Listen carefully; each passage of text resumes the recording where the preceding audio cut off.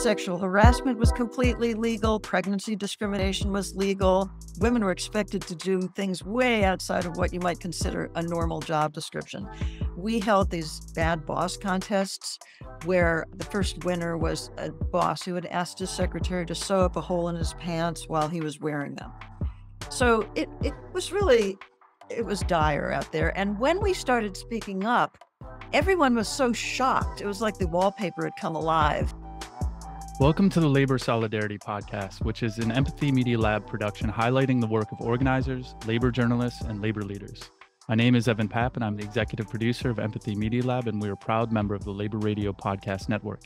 Today, I'm speaking with Ellen Cassedy, who's the author of Working 9 to 5, A Women's Movement, a Labor Union, and the Iconic Movie, published by Chicago Review Press. Ellen was a founder of the 9 to 5 Working Women's Organization in 1973. She's the co-author of 2 other books for working women, and she's been a columnist for the Philadelphia Daily News, a speechwriter in the Clinton administration, and a contributor to numerous publications. She lives in New York City. Ellen, thank you so much for your time. Great to be here. So you do talk a bit in the prologue about why you wanted to write this book, but could you inform the audience about why you wanted to write this book? Yeah, I wanted to write a book, the kind of book that I was hungry for when I was starting out as an organizer. When I was in my 20s, the whole 9 to 5 movement began in 1973. I was 23 years old, and a bunch of women office workers from Boston sat around talking about our jobs. And it wasn't long before our organization took off. And as it did, I needed something to sustain me. And, how did people do this? How did people organize for social change and keep themselves going and get through the times of difficulty and doubt and exhaustion? So there wasn't a whole lot out there, actually. And I wanted to tell this story because I feel like there's a new surge of activism on the way, labor activism. And I was not somebody who necessarily thought of myself as a born organizer, as a, born extrovert. And yet I found a place in a very important movement that made a lot of change. And I think that movements need to make room for all different kinds of people. And I wanted to tell my personal story, really textured, like, what did this actually feel like to somebody who was like kind of shy and a little nervous about going to a lunch with a prospective member? And what if we ran out of things to say? And what should I eat? And, what should I wear? And all this. And so my book is very intimate, and it really talks about day by day, what does it feel like to be doing this? And it sort of humanizes what I hope people will be inspired to do increasingly as this period goes forward. It's a very intimate narrative that you share, from everything about what you're going through and through the years as well, and your friendships and relationships. And it opens up in 1970s Boston, and people forget. And my mom always reminded me about how she could never get another job. She only could be secretary, even when she was doing sales better than the men in a record company she was working at in Capitol Records. They always said, well, you can't do that because they're going to hit on you or something like that. And she's like, well, they are already hitting on me type thing. People forget just how different the jobscape was at this time. And so could you help just provide a scene setter? You're coming out of college, and you're an educated lady, and your opportunities are not always available. So just to share with the audience that may not be familiar with this era.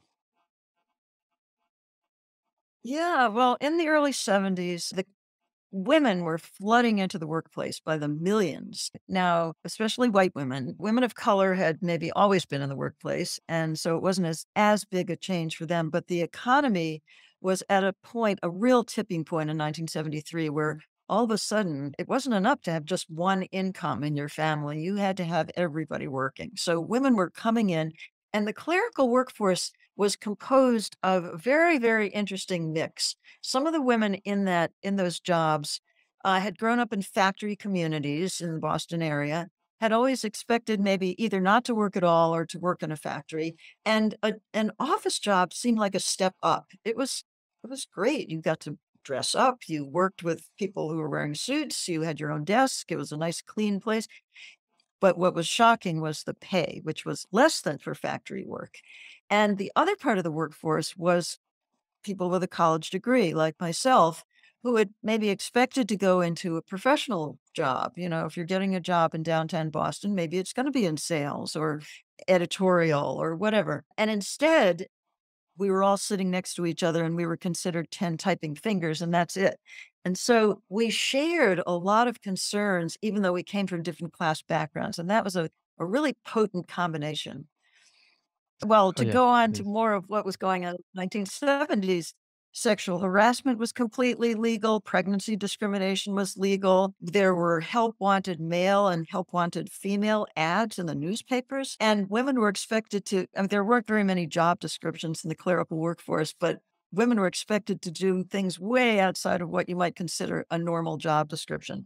We held these bad boss contests where the first winner was a boss who had asked his secretary to sew up a hole in his pants while he was wearing them. So it was really it was dire out there. And when we started speaking up, everyone was so shocked. It was like the wallpaper had come alive. You know, what? Women aren't happy just like being there in the typing pool. People want to rise up. Whoever knew that kind of thing?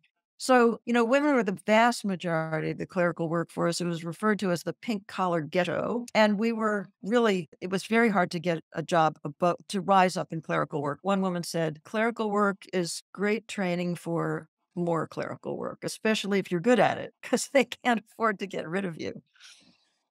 So, even talking about your background, you do go just briefly into the fact that your grandfather was involved with organizing and you were even organizing in junior high. Could you talk about just this background as well?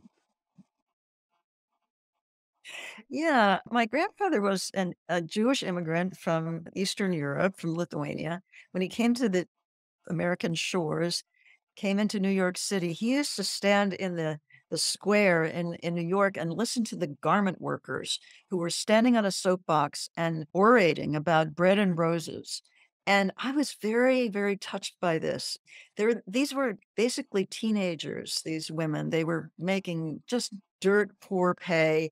And they organized an enormous strike, 1909, the uprising of the 20,000, and they made big changes in their own working conditions and also helped to transform the labor movement from what had been somewhat sleepy to something that was really dynamic. So I was very, very affected by these stories. And when I got to college, I ended up studying the Women's Trade Union League of the turn of the 20th century, which, like 9 to 5 after it, used sort of outside the workplace tactics, community organizing tactics to bring the issues of garment women into the public eye. And that really helped to move the movement forward. You made reference to what I did in junior high and high school. Those were the days of air raid shelter drills when all of a sudden you'd be sitting at your desks and a siren would sound, and it was a practice for what would happen if there was a nuclear attack. And what you were supposed to do was either go under your desk and cover your head or go out in the hall and face your locker and put your hands over your head. Well, a group of us thought this was pretty minimal for protecting yourself from a nuclear attack.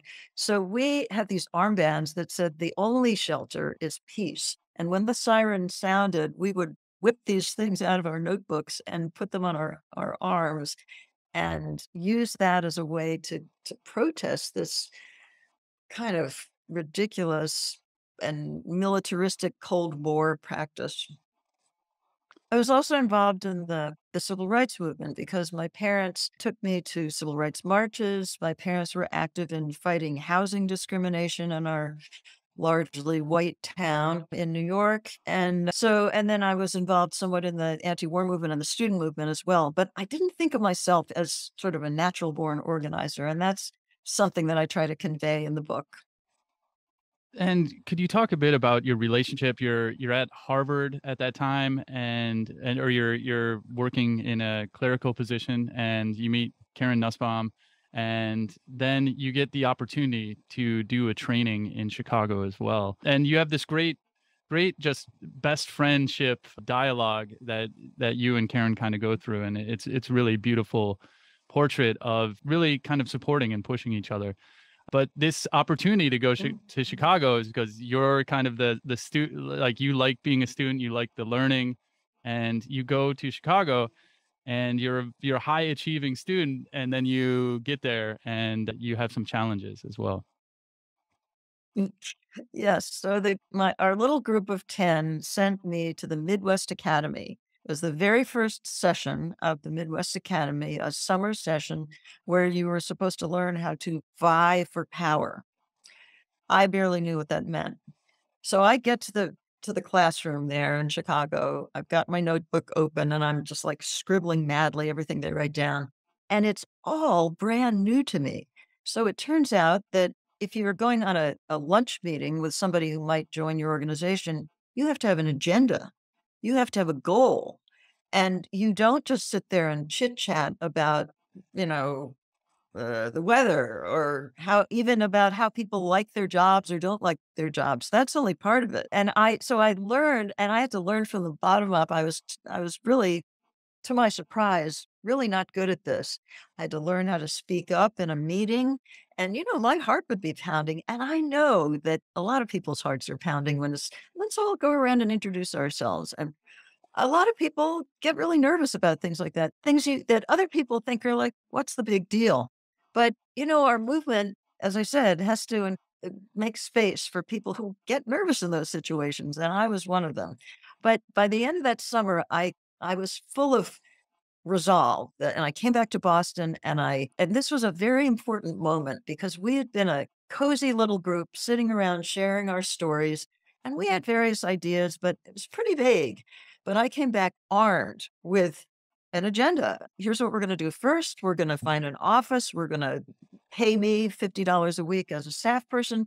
We're not going to call a meeting until we really have a plan.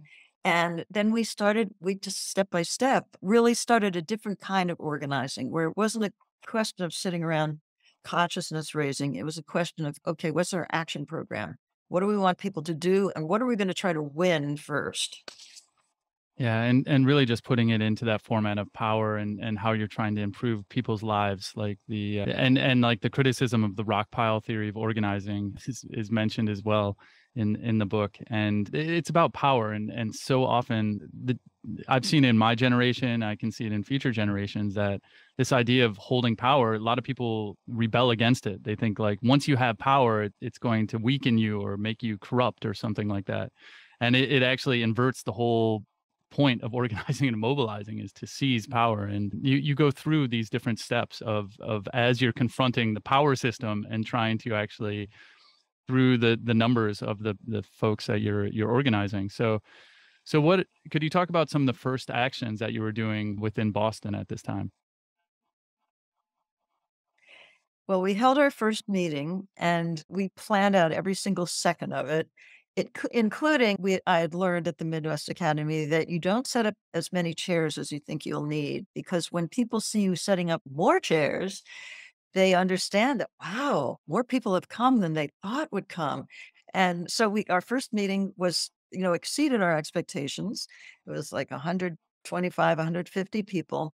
And there we announced two things. We were going to hand out a survey all over Boston, asking people to tell us about their jobs. And we were going to present those survey results to the Greater Boston Chamber of Commerce. And we set up a meeting with some poor soul at the Greater Boston Chamber of Commerce and demanded that the Chamber of Commerce should host a hearing for women office workers about our situation where we would present testimony about what the problems were. And so 50 of us came to this meeting with this hapless guy from the Chamber of Commerce, and he listened to us and he says, "Well, I don't know what you're talking about. What do you mean there are problems? There are problems with pay and respect, and what are you talking about? Bring me some statistics." So we went back to the federal building, into the bowels of the federal building, and started going through all these big fat books. And it was not at all hard to find that Boston had the highest cost of living in the country, but we were among the lowest paid office workers in the country. We were the lowest paid northern city office workers. There were very few men in clerical work. those few men that were there were making more than we were. There were very few people of color in clerical work. And so we, armed with these statistics, we went back to them and they said, well, thank you very much. But actually, these are matters, intimate matters that really should be dealt with between an individual office worker and her individual boss. So goodbye. And we never heard from them again. We never were able to engage with them again. And we had to find other ways of drawing the employer into the arena. And the way to do that was not clear. It was not the same as in community organizing, where there are these public entities that have to meet with you, and there are all these networks in the community, like the church and the neighborhood association. Way in office work, there was like nothing like that. There was no history of collective action in downtown Boston clerical workforce. And when something went wrong, people, or when you were unhappy, you tended to think, well, it must be my fault. I'm not dressed for success. I should take another class. I should like be more assertive. And it took a long time for people to understand that, in fact, what really worked, this is a systemic problem. It's not just my problem. It's our problem. And we need to link arms to address that problem. Another problem in clerical work was that the workplaces are very authoritarian. So if you're sitting in the middle of a typing pool, you were not allowed to just get up and wander over to somebody else's desk or cubicle. The supervisors could see everything that was happening and they were suspicious. And the office buildings themselves were located often in these private plazas. So there would be a huge skyscraper surrounded by this big plaza that you weren't allowed to step foot on if you were handing out a leaflet. So we had to stand near the curb and scurry from place to place as people were making their way into the building. And then once people went through those revolving doors, often there was a supervisor stationed there who would just rip the newsletter right out of their hand, confiscate it. That doesn't belong here. You can't bring that in here. Patently illegal, but that's what happened. So we were up against a lot, and we had to really go step by step to try to listen really hard and figure out what it was that people might be willing to do. They were not willing to like form a little group and go storm into their boss's office. Mostly, there are a couple people who would do that, but not very many. So how are we going to bring people's voices out and make them heard? And that was our challenge. And also the idea of that you mentioned at the beginning, that people often blame themselves, like this is, yeah, I need to do better myself, instead of the systemic discrimination that's going on. And it's when other people hear other people's voices going through the same different types of oppression and discrimination, then that's when you can really form that solidarity as well. And I found it very interesting as well, as when you went to the unions at that time, and they were a little bit dumbfounded about trying to organize clerical workers and women. Can you talk about that story as well, about that missed opportunity from that union, but the opportunity for 9 to 5? Yeah, so right from the start, we understood that in in order to really consolidate power, a union had to be at least one of the options that we were considering. And we didn't know how to go about it. People would say, "Oh, well, just form a union, have a union drive." How do you do that? We didn't know. So we went around and we talked to the union officials in the Boston area, and they were, I would say, at least as confused as we were about the whole thing. They scratched their heads like, what is this? Who are these women? What are they talking about? And they often said these really clueless or offensive things. One guy said, that's a great idea, organizing office workers. And if I had a girl in here to do my typing, I'd have time to go out there and join you and do that with you. Well, that was not, that did not please us. And, they told us, well, women can't be organized. Women don't want to be organized. George Meany, who was the head of the AFL-CIO then, was famously quoted saying that, what about unorganized people? How many are there? What percentage? I don't know, and I don't care. What I care about is the organized person, the organized fellow, as he put it. That's my focus. And it was, and it should have been, that's one of the big jobs of a union, is to take care of the people in the union already. But we were talking about something else. We were talking about expanding the labor movement and bringing in this huge untapped part of the workforce that, just like the garment workers at the turn of the 20th century, was a whole new opportunity for the labor movement. And eventually, after a few years, we were able to make an affiliation with the Service Employees International Union, and they were quite forward looking. They took a chance on us. They gave us our own charter. Eventually, we had a nationwide charter. We were allowed to choose wherever we wanted to go and organize, and who we were going to hire as organizers and what kind of contracts and so on. And we formed what we called District 925. And the confusion was intentional between 9 to 5, our non union wing, and 925, our union sector. And we sent organizers all over the country. And I would say that our organizing has a special 9 to 5 flavor. And this was partly because we were brand new and we had to. We paid very close attention to every person. We developed leadership. We didn't expect people to come forward. We went to them.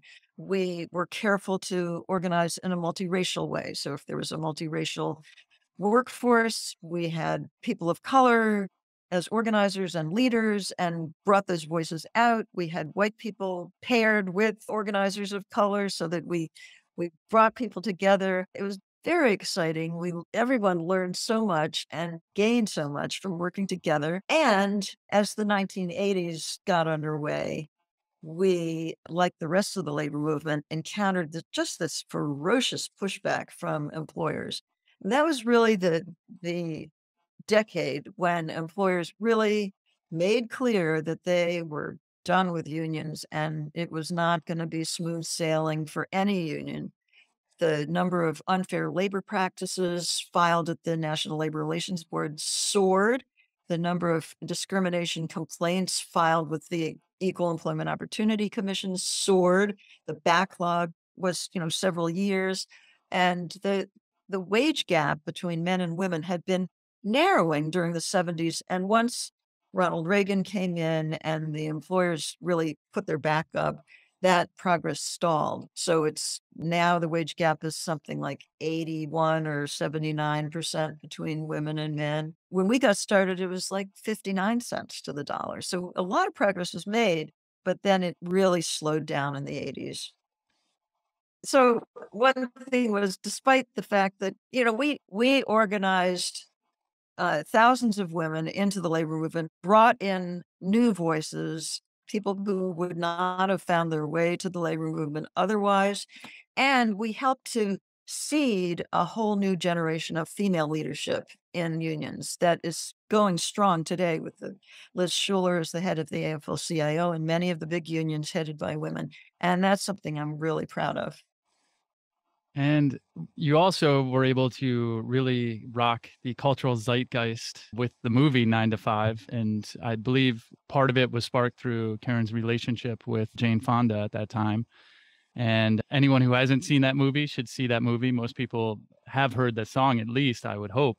But could you talk about how that came about? I love the idea where the screenwriter is trying to get examples from women of their experiences, and there's some humorous scenes in the book as well. Yeah. So Jane Fonda knew Karen Nussbaum, who was one of our founding group from the anti-war movement. And Karen had been keeping Jane up to date on the boss who required his trousers to be sewn up while he was wearing them and so on. And she was very interested. So she came to us near the end of the 70s and said she wanted to make a movie about the concerns of office workers. And we were thrilled. So she brought her team to meet with our members. And everybody's sitting around. It was kind of awkward, kind of stiff. And then one member of the team asked this question that we had never thought to ask in all our recruitment lunches, which was, have you ever fantasized about doing in your boss? And there was a moment of stunned silence. And then the room just exploded because it turned out everybody had. And one woman talked about wanting to grind up her boss in a coffee grinder and serve him a cup of coffee made from his own bones. And another woman said she'd fantasized about swiveling her boss around in a swivel chair and swiveling him right out the window. And these fantasies went right into the script. And the movie was a huge hit. It took a while to convince the studio moguls that there would be an audience for this. Women had never been portrayed, women office workers, as the main characters on the big screen. But Karen wrote a memo for Jane to take to the studio saying, "Talk to these women and they will listen. They will come. They will respond." And that turned out to be so true. It was one of the highest grossing box office hits ever. To this day, it's still right up there in the top 20. And the atmosphere in the theaters was just electric. There's one scene where Jane Fonda is new on the job and she's ushered into a room with a huge photocopier and told, "Okay, do this job." So she's like a little wary of the machine. And sure enough, it starts beeping and the papers are coming out of different orifices and they're flying onto the floor and she's scrambling to pick them up and her lip starts to tremble. And at this point, women would stand up in the audience and yell, "Push the stop button." So the movie and the song, Dolly Parton's toe tapping song, really, really caught hold. And while our movement had inspired the movie then really propelled our movement forward. And after that movie came out, it was sort of like the whole debate had shifted. And instead of having to convince people, yes, there is discrimination. No, women don't just feel happy with how their bosses are treating them. Yes, women office workers deserve respect and often know more than their bosses do, and so on. All that was out there now. And then the question became, okay, now what do we do? And so we started our union.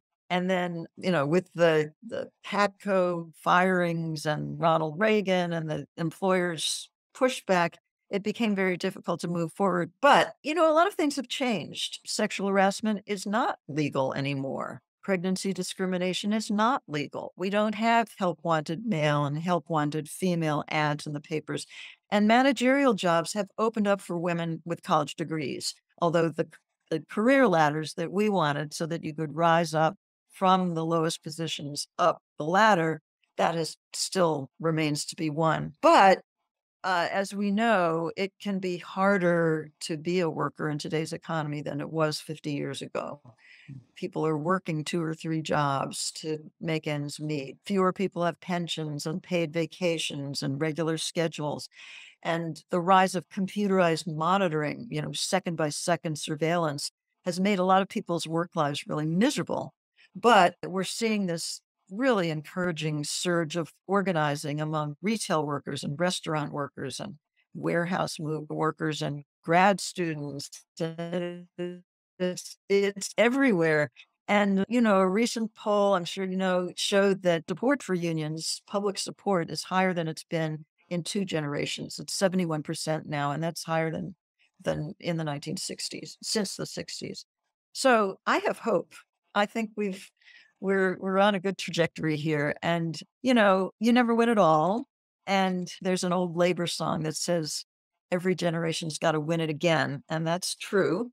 But I think I'm excited about people, learning from history, learning from 9 to 5's history, learning from my personal story, but then going on to forge their own path the way we did. We sought out advice from older people who've been through it before. But then when it really came down to it, we really had to just follow our noses and go where the wind would take us and just stay focused. And I think that's what people are going to have to do now.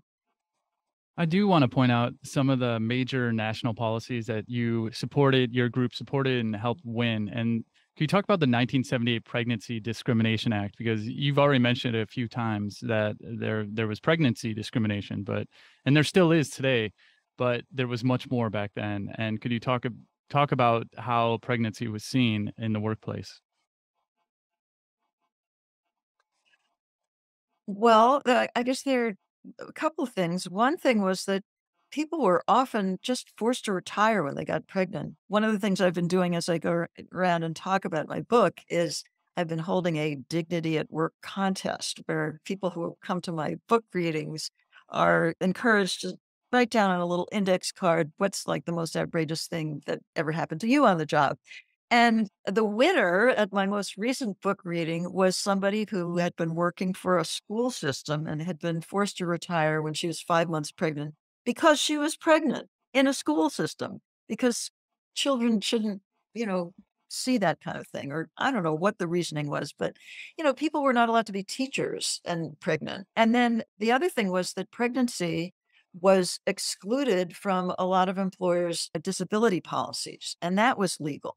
So if a guy broke his leg on a ski trip, that was covered. He would get, short-term disability while he recovered. But a woman who was pregnant, who, you know, gave birth or had the prenatal visits or whatever, that wasn't covered. And that was perfectly okay. Well, the Pregnancy Discrimination Act of 1978 outlawed all that. And so now pregnant people have to be treated just like any other employee. So if you've got disability, short-time disability for a ski trip or a hernia operation, it's got to cover pregnancy as well. And some other legislation mentioned as well as the Civil Rights Act of 1991, the Family Medical Leave Act, and the Lilly Ledbetter Fair Pay Act as well.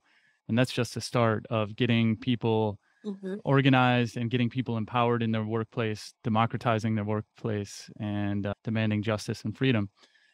I do want to talk a little bit about where you see labor writing, labor books, publishing as a labor writer, someone who focuses as labor. Oftentimes, I've worked with a few publishers helping to promote some of their work as well, like Tim Sheard, Hardball Press.